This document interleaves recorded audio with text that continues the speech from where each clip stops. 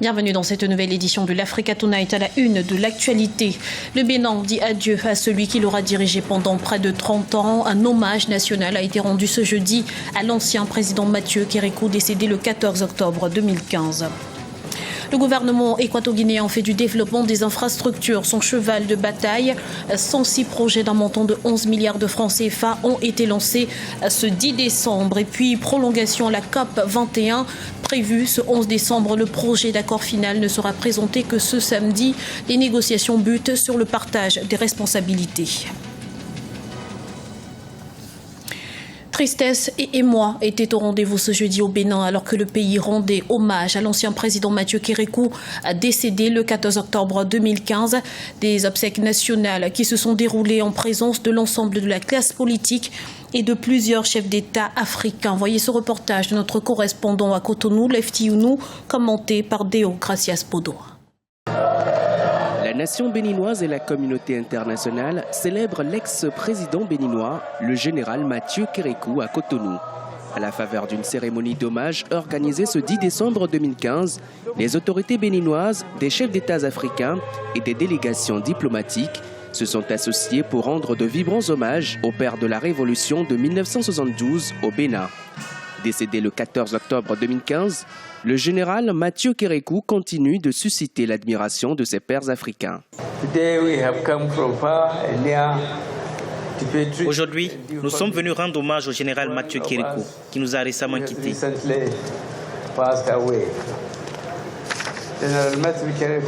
Général Mathieu Kérékou, vous avez été un grand démocrate, un fervent défenseur de la paix et de la sécurité dans votre pays et partout sur le continent. Le général Mathieu Kérékou, surnommé le Caméléon, a marqué l'histoire politique du Bénin pendant plus de 30 ans. Après avoir passé plus de 18 ans à la tête d'un gouvernement militaire, il a œuvré pour la mise en place d'une démocratie solide et d'un climat de paix au Bénin. Élu lors d'un scrutin libre et démocratique en 1996, le général Mathieu Kérékou a présidé aux destinées du pays jusqu'en 2006, où il passait le témoin à l'actuel président, Boni Yayi. La flamme de la démocratie que vous avez allumée en 1990, à la faveur de la conférence des forces vives de la nation, demeure une boussole pour nous tous. Dès lors, prenant en compte cet héritage, nous avons entrepris des réformes au plan économique et politique afin de soutenir le renouveau démocratique. Le général Mathieu Kérékou est décédé dans sa 82e année.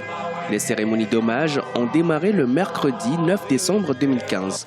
Elles prendront fin le samedi 12 décembre 2015 à Kouarfa, à Natitengu, dans la ville natale de l'ancien président. Pour graver son nom dans la mémoire collective, le gouvernement béninois a baptisé le plus grand stade de la capitale économique, qui est devenu le stade de l'amitié Mathieu Kérékou. En Guinée équatoriale, le président Teodoro Obiang Mambazogo a lancé ce jeudi à Dibolo plusieurs grands projets d'infrastructure, une initiative qui entre dans le cadre du plan national de développement rural. Reportage de notre correspondant Serge Kofi. Le gouvernement équato-guinéen lance 106 projets d'infrastructure pour développer les zones rurales du pays. D'un montant de 11 milliards de francs CFA, ces projets sont destinés à mettre en place des infrastructures scolaires, sanitaires et sociales dans 53 villages sélectionnés sur l'ensemble du territoire. Le projet, même s'il est lié à la politique, c'est avant tout un projet de lutte contre la pauvreté. Nous voulons éliminer la pauvreté en Guinée équatoriale. Ce projet ne concerne pas seulement des petits logements sociaux, mais il est également question d'électricité, d'eau, d'écoles et de centres de santé. Avec tout cela, le niveau de vie de la population pourrait s'améliorer. L'aspect de nos villages va changer et cela pourrait aboutir aussi à un changement de mentalité. C'est-à-dire con esto, el nivel de la población se va a aumentar, se va a elevar. Dans ce projet, près d'une cinquantaine d'entreprises se partagent les travaux, chinoises, françaises, espagnoles et équato-guinéennes. Selon le chef de l'État équato-guinéen, la primauté doit être accordée aux entreprises locales qui doivent saisir l'occasion pour démontrer leur savoir-faire. Avec cet ensemble de projets, une fois de plus, le président de la République vient à mettre en valeur son cœur comme père de la nation, malgré les difficultés qui se présentent en ce moment, compte tenu de la chute des prix du pétrole. Mais il continue à faire des efforts constants vis-à-vis de sa population. Le président est en train de tout faire pour lancer les Guinéens dans les petites et moyennes entreprises. Et je crois que c'est la meilleure des choses qu'il peut faire. En juin 2015, le président équato-guinéen avait annoncé lors de sa tournée républicaine le lancement d'un plan national de développement rural qui consiste à réduire la pauvreté dans ces zones vulnérables. Le projet doit prendre fin en décembre 2017. Fin de cavale pour Ladislas Nganzoua. Après 20 ans de traque, le présumé génocidaire a été appréhendé ce mercredi lors d'une offensive contre les forces démocratiques de libération du Rwanda. Sa tête avait été mise à prix pour 5 millions de dollars. Zahara Mohamed Moutiou. Arrestation ce 9 décembre en République démocratique du Congo de l'un des 9 génocidaires présumés, Ladislas Nganzoua, maire de la localité de Nyakizu dans le sud du Rwanda au moment des massacres de 1994. Ladislas Nganzoua faisait partie des 9 génocidaires rwandais présumés encore recherchés par le tribunal pénal international pour le Rwanda. Il faut noter, c'est que c'est les autorités de la République démocratique du Congo qui ont pu mettre la main sur ce génocide-là. Le Rwanda s'est félicité de ce qui s'est passé et ce que j'ai appris, c'est que le Rwanda a félicité le président de la République démocratique du Congo pour les efforts qui avaient été faits jusqu'à ce qu'on arrête le sieur Ladislas Nganzoua. L'acte d'accusation du TPIR précise que le suspect a participé de fin 1990 jusqu'à juillet 1914 à l'élaboration et à la mise en œuvre au niveau communal d'un plan d'extermination de la population Tutsi. Mais avant son extradition au Rwanda, les autorités de Kinshasa veulent d'abord entendre le prévenu sur des crimes commis sur le sol congolais. Oui, pour le Congo, je crois qu'on estime qu'il a eu à diriger des milices et qu'il a eu également à les entretenir dans le cadre de ce qui s'est passé dans ce pays. Je crois que peut-être les prochains jours nous édifierons davantage sur les circonstances ou les conditions dans lesquelles les crimes dont je viens de parler tout à l'heure ont été commis en République démocratique du Congo avant que M. Ladislas n'y soit arrêté. Le chef du bureau conjoint des Nations Unies aux droits de l'homme a félicité les autorités congolaises pour l'arrestation de Ladislas Nganzoua et appelle à son transfert au Rwanda pour un procès. Pour l'heure, les autorités congolaises ne se sont pas prononcées sur son extradition. En République démocratique du Congo, la journée internationale anticorruption célébrée le 9 décembre a été l'occasion de faire un état des lieux en la matière et les conclusions sont alarmantes. La fraude coûterait au pays 15 milliards de dollars par an. On fait le point tout de suite avec Lise Elsie à Kizimana. La corruption a mal à éradiquer en République démocratique du Congo.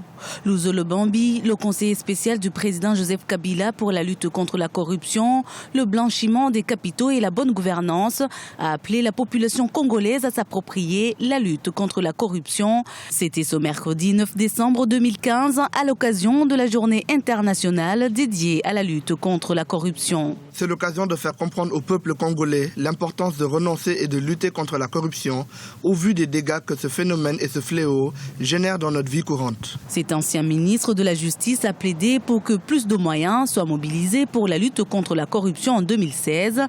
Luzolo Bambi estime en effet que ce mal fait perdre à l'État congolais environ 15 milliards de dollars par an. Le fait que la RDC soit particulièrement frappée par la corruption naît aussi du fait que les mécanismes de contrôle mis en place dans ce pays pour lutter contre la corruption ne sont pas suffisamment efficaces. Il y a des tribunaux, il y a des agences d'investigation financière, il y a des tribunaux financiers qui sont en place, mais dont l'action n'est pas suffisamment efficace pour faire en sorte que la corruption baisse. Donc il faut faire en sorte que les États, notamment la RDC, mettent en place les mécanismes qui permettraient de faire baisser la corruption, encore plus de contrôle et fasse en sorte qu'on mette en place une unicité de caisse pour toutes les collectes que l'État peut faire du point de vue financier pour ne pas qu'il y ait de déperditions financières.